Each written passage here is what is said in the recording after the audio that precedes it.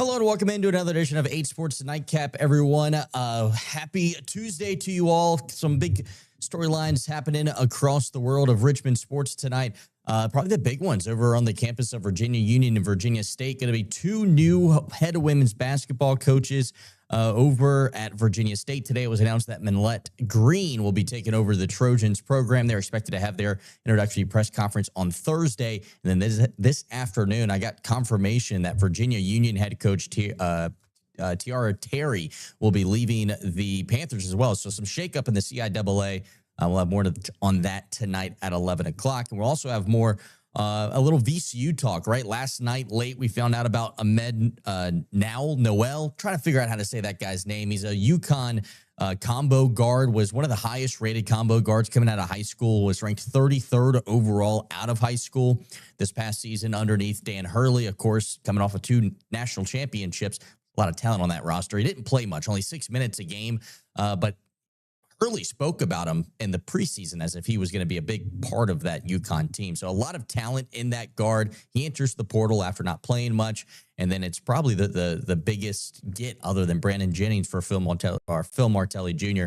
to come in. And you know, I want to talk a little bit more about VCU, and obviously you see on the bottom of the screen here, we're going to bring in Robby Robinson, the voice of the VCU Rams for nearly 2 decades now. If anyone is synonymous with VCU hoops, it's Mr. Robinson, and he has taken the time to stop by and say hello to our viewers here on 8Sports Nightcap. Robby, thanks so much for stopping by, and I think I kind of want to start there.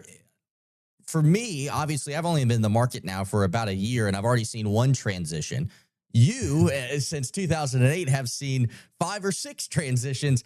What's it been like, being a part of the VCU Rams culture and their success, and then what I've experienced now once, and you have, I think, 6 times, a coaching change over the years over on Broad Street? Yeah, I have to.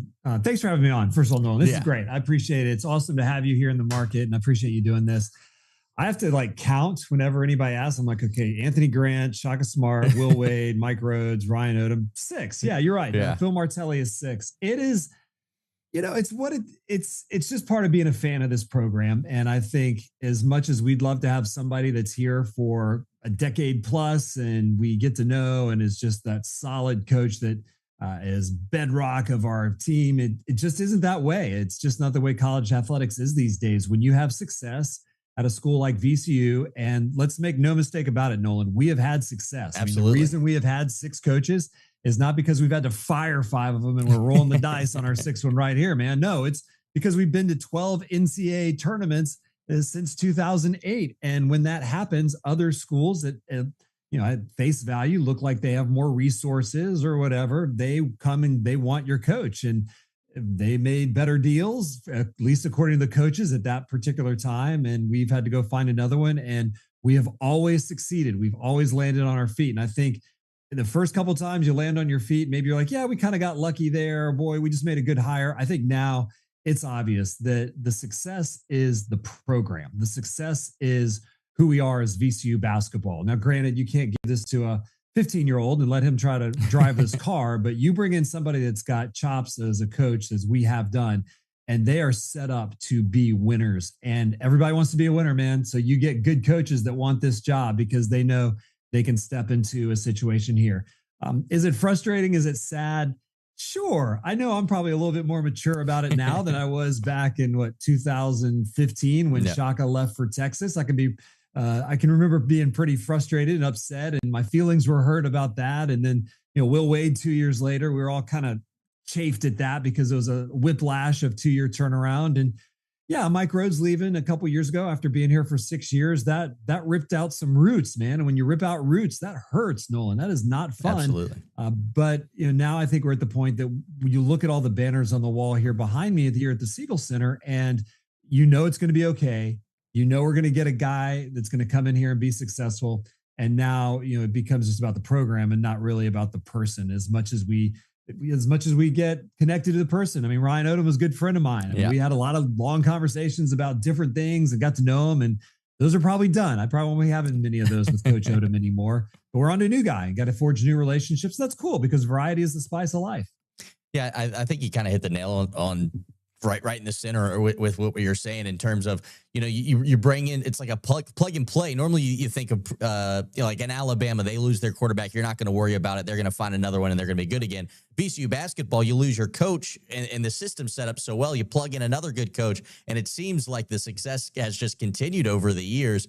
And Phil Martelli Jr. probably doesn't have as, illustrious as a background as maybe Ryan Odom did coming from Utah State, but it does seem like a situation if you get the right guy in the right situation, the way the program's set up, the fan base is, the facilities, they can have success immediately. And as you've seen firsthand, that seems to how it's been working.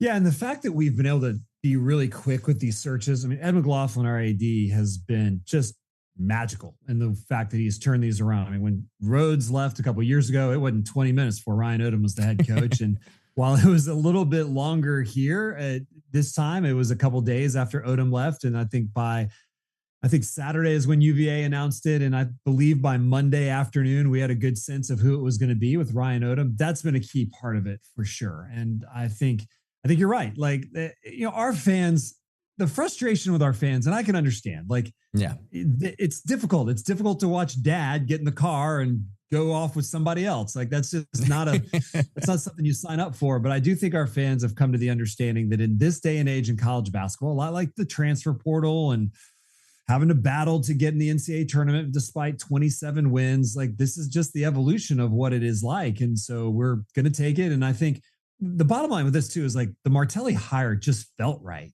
It just, like, you didn't need to convince yourself that it was a good hire. Yeah. Like, you knew his family was just college basketball royalty. His brother coming back to VCU, you knew that was a great move for everybody because it brought somebody back to the staff that had familiarity with VCU basketball. And again, that last name, Martelli, is known throughout the college basketball circles. And then he crushed it at Bryant. Like, they did really well. I mean, they went to the NCAA tournament last year. They were really good. So it's not like we took a flyer on somebody that hadn't had the experience of being on a sideline and calling timeouts when you need to call timeouts and motivating guys to play in big games. Phil Martelli Jr.'s done that. And the fact that he did it at Bryant in a league up there that's a tough league, and he has familiarity with Ed McLaughlin, it just makes it fit. When you put your foot in a shoe and you're like, man, that feels like it fits. I think that's what we got here with Coach Martelli Jr. Yeah. You mentioned the Martelli name, obviously massive in Philadelphia. I mentioned this Noel kid from UConn. He's a Philadelphia guy. I think Martelli's brother, what's his first name? Jimmy Martelli. Yeah. He had tweeted out, like, Philadelphia born and raised. So they already got the Philadelphia recruiting going on. And I'm sure we're going to hear a lot more names coming up in the next couple of weeks in terms of how this roster is going to pan out. But, speaking of bringing in some talent to a situation, obviously Martelli was at Bryant. You spent some time at the Citadel. I would kind of like to sit down and kind of talk about your broadcasting career because, a lot of folks here in Richmond have been listening to you for a long time, but, you spend a quality amount of time down in Charleston. And how was your time down at the Citadel? I'm sure it was very different from broadcasting for VCU. Yeah. I mean, we won like 6 basketball games the last year that I called action for the Bulldogs. Though it was awesome. Like, it was a great experience. First of all, I got to live in Charleston, which is cool. I mean, anybody that loves the beach and loves that part of the country, living in Charleston is a little bit of a dream. I met my wife there. We had my son there. And so, there's a lot of roots I have there.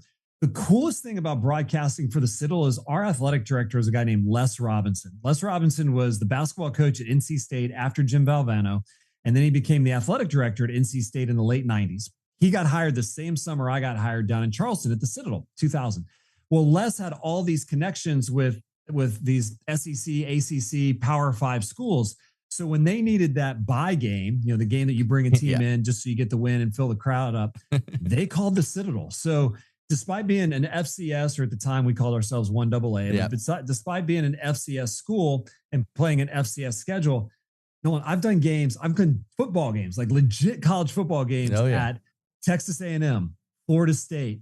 We went up to Wisconsin. We went to Pitt. That's a trip. We went to Maryland. We went to Georgia Tech. We went to Clemson.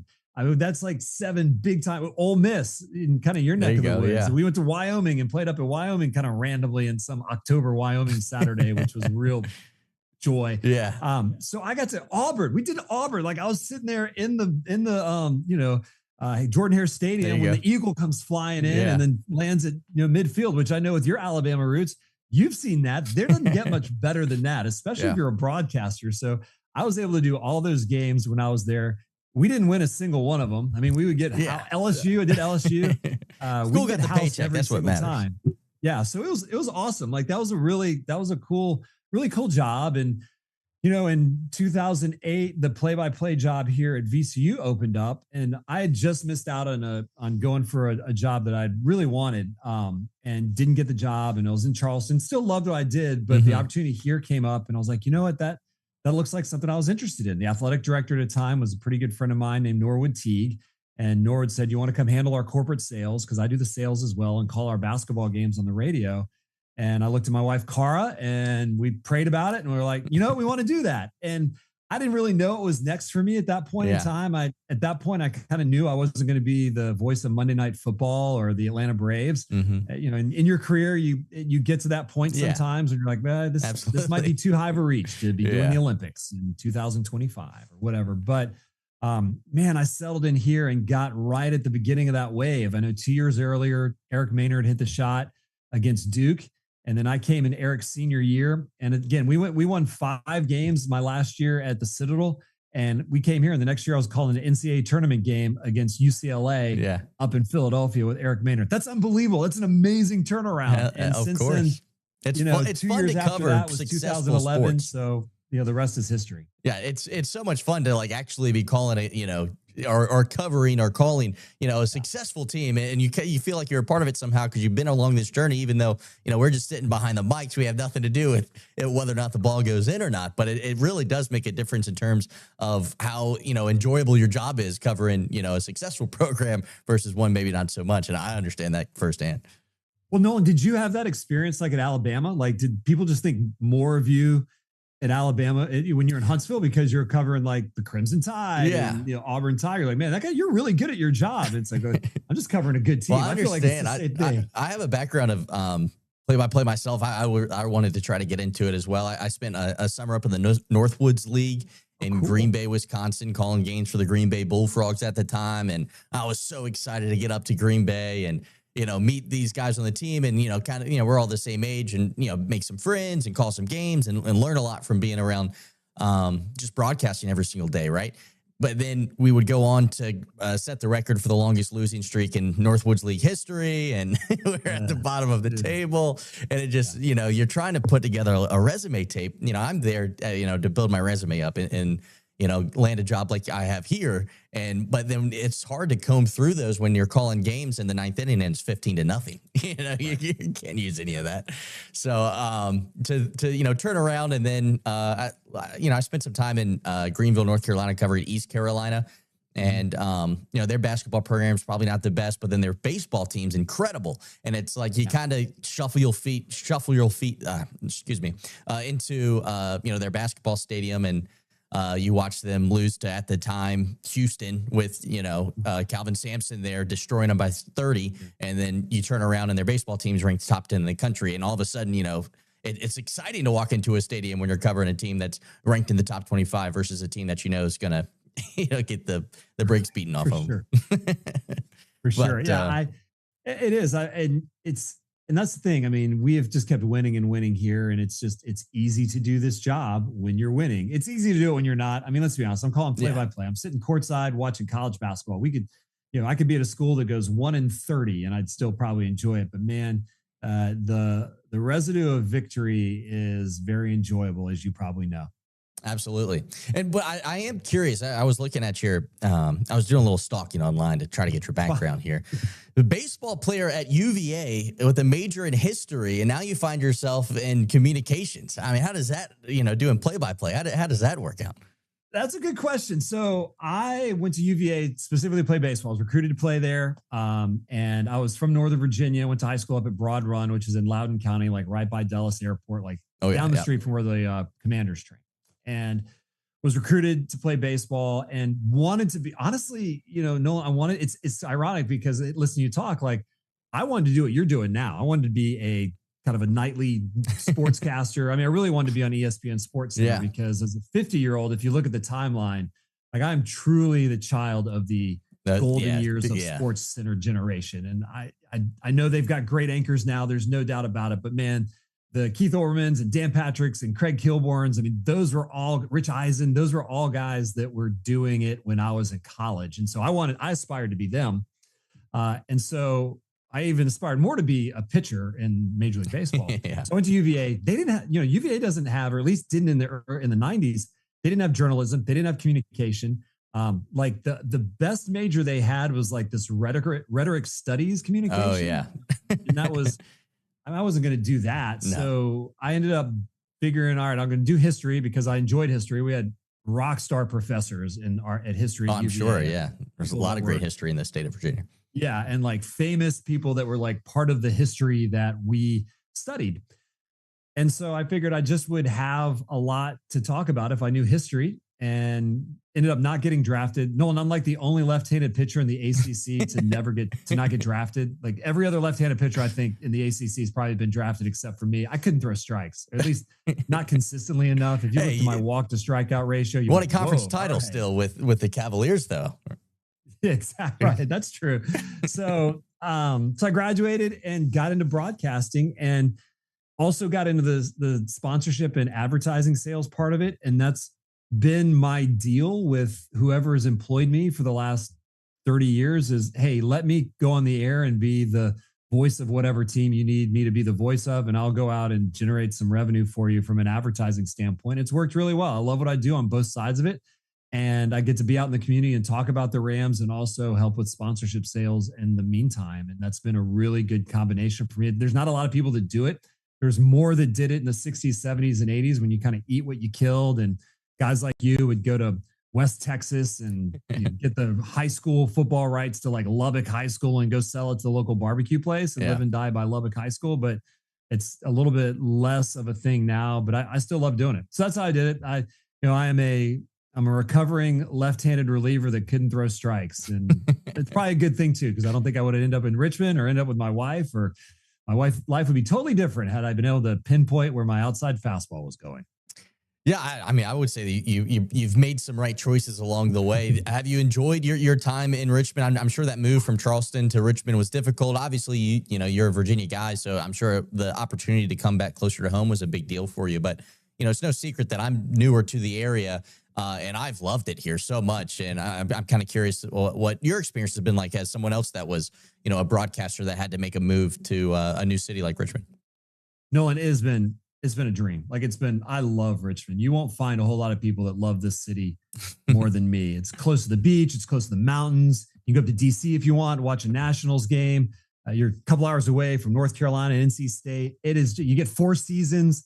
The people are nice. Don't tell anybody, but I don't really think the traffic is all that bad. I mean, you can find some pockets here and there, but by and large, it's a super livable city. You made a super smart move coming up from Alabama to Richmond. I mean, I would tell you to dig in and lock in, man, because it would take probably, I don't know what it would take to get me out of this market. Like we love it. My family loves it. We've gotten great public school education at Freeman and Tucko Middle School and Mary Munford Elementary School. So I could go on and on. I sound like the Chamber of Commerce, but brother, you're in a great place and in a great city. And I also think, and I'd be curious to know what you think about this. I also think it's a basketball town. Oh yeah. Right? Like, I think obviously people love football. There's no doubt about that. Football's king, will always be king, whatever. But I think at its core and its soul, Richmond, Virginia is a college basketball town. And you can't be in a better place if you're calling VCU basketball, which is consistently getting into the NCAA tournament. I had never been to the Siegel Center, and obviously I'd seen the Rothsteinism of something of vacation. What you know what it is, And I was skeptical that I wasn't that familiar with the VCU fan base. I grew up 2 hours down 460 in Suffolk, went to Virginia Tech. I knew the VCU was really good at basketball. I always would cheer for them because they didn't have a football team, so I felt comfortable, rooting for VCU in the NCAA tournament every year. And when I showed up to the Siegel Center for the first time, I was blown away between the Peppas and the fan base and how loud that stadium got. how nice it was. I didn't quite understand what the stadium would look like, especially from seeing it from the outside. But to go in there and then see it, and you see the banners and the tradition, and I was so impressed with home games at the Siegel Center. I mean, it really has made me buy into the team. And this past year, it's been a blast to cover them. I got to go up to the A10 tournament, and I have some footage from that that I was supposed to be playing during this conversation that was just going to play in the background so that people didn't just have to look at us. And I have forgotten that until right now. So now will play that video in the background while we chat. But anyway, it's just blown me away. The fan base, the Siegel Center, the Peppas.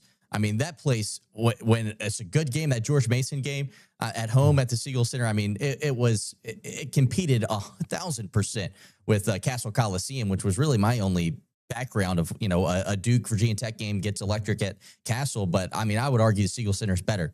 I mean, it was really, really impressive to see this fan base up close and personal.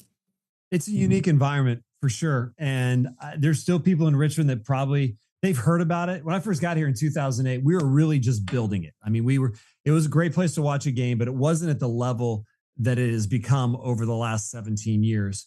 And I think even people that have lived here forever and have heard all about the Rams and heard about the Siegel Center mystique and what it's like to come play here, when they experience in person, it still blows them away. It really does. And I think it is truly one of the best atmospheres in college basketball. It's the best in the A10. I mean, it's right. I mean, Dayton might be. I mean, it's puncher's chance against Dayton. Dayton's got a pretty good thing going. When you have that many people, it's hard. Yeah. I mean, you can't compete with pure capacity.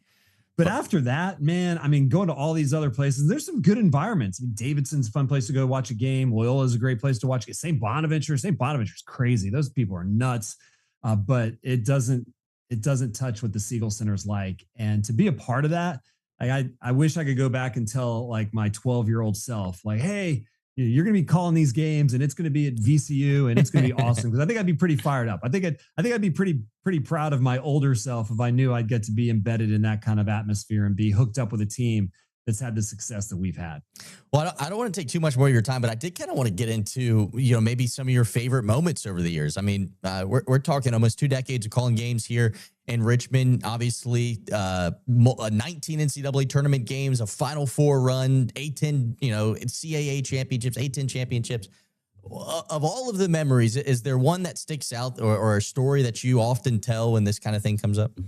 I mean, gosh, I feel like it's almost unfair, Nolan, because I mean, we beat Kansas to go to the Final Four. So that whole, and I'd like to package that whole experience from the moment that we saw that we were going to the tournament, which surprised us all, to finding ourselves in Houston, Texas at the Final Four.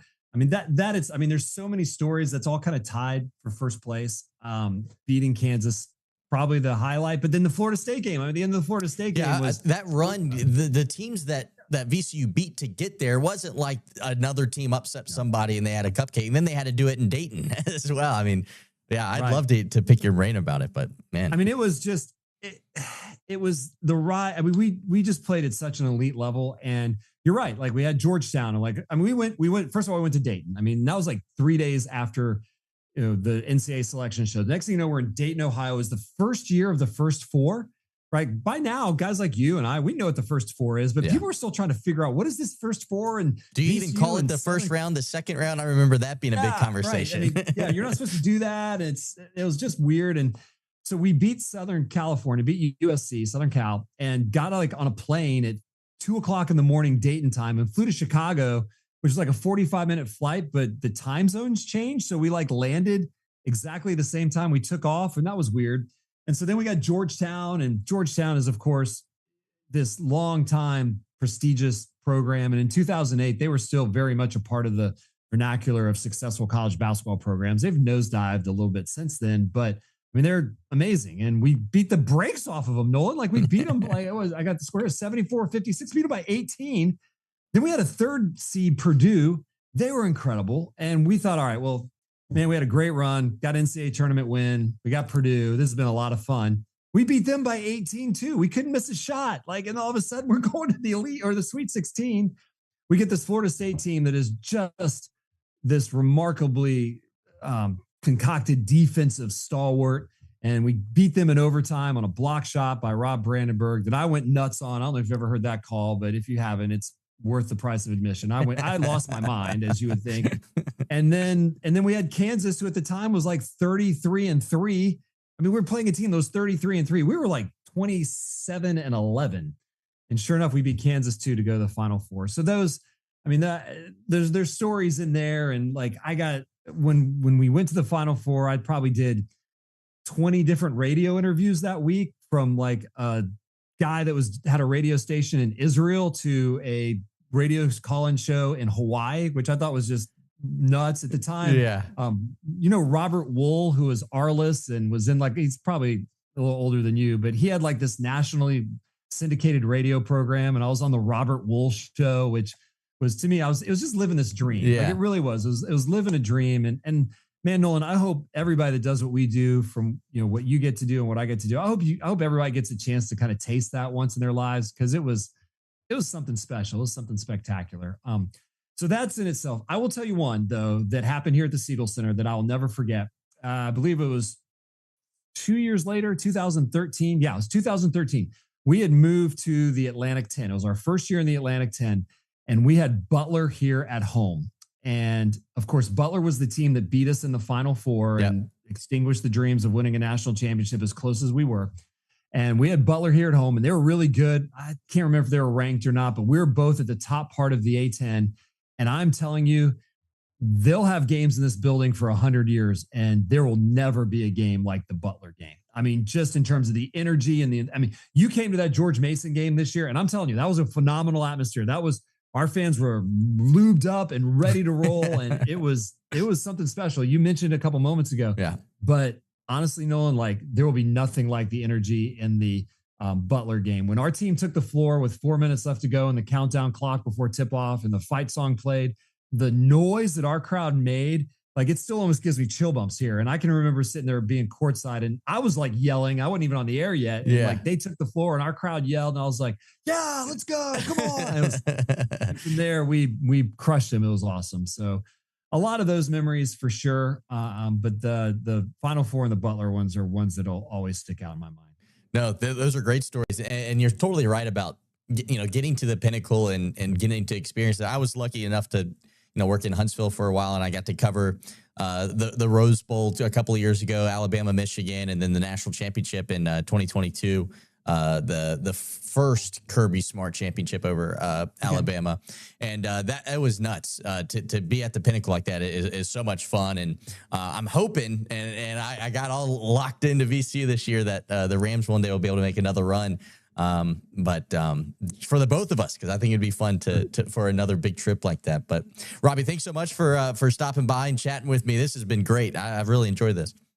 Well, man, this has been awesome, Nolan. And like I said, we're thrilled to have you here in the market, and the folks at RIC have always been sensational to us, and to have you here covering the Rams it's phenomenal. So look forward to seeing you at more games and more events, and having you become part of the media culture here in RVA. There's a bunch of good people here, and man, you're joining a good squad, and it's good to have you a part of it. Oh, thank you so much. And where could our viewers find some of your work, or follow along with what you've been doing? Good question. A couple places you can follow. So our overarching kind of brand is called Rams Unlimited, part of the kind of the VCU Unlimited, but it's Rams Unlimited. And so if you follow on podcasts, wherever you get your podcasts, just look at Rams Unlimited. You can Google me and SoundCloud, and there's a bunch of my work there. My Florida State call is on that. So if you Google like Robby Robinson, I have to look it up, because I have not heard it before. I don't think. Oh, you'll laugh. I'm definitely gonna pull it up. Yeah, it is something different. I guess 14 years later, 15 years later, it's still, I laugh at myself. So, but those are the best places to find me. You can follow me on Twitter, ROBBYVCU. That's my Twitter handle. All right. Perfect. Thanks, Robby. All right. Thank you, Nolan. All right, so that was Robby Robinson, the voice of the VCU Rams. Great conversation with him. Thanks so much for him for stopping by, chatting a little VCU hoops. Coming up tonight at 11 o'clock, we'll have highlights from the Richmond Flying Squirrels games. They're back at home. They've only won 2 games this year. They're 2-7 to start the year, so they're hoping to kind of maybe bounce back a little bit. And they should have good weather all week, so it should be a great night out at the Diamond. But anyway, we'll see you tonight at 11 o'clock again. Thanks for Robby Robinson for stopping by and chatting a little VCU with us. That was a lot of fun. Good night, everybody. We'll see you tonight at 11.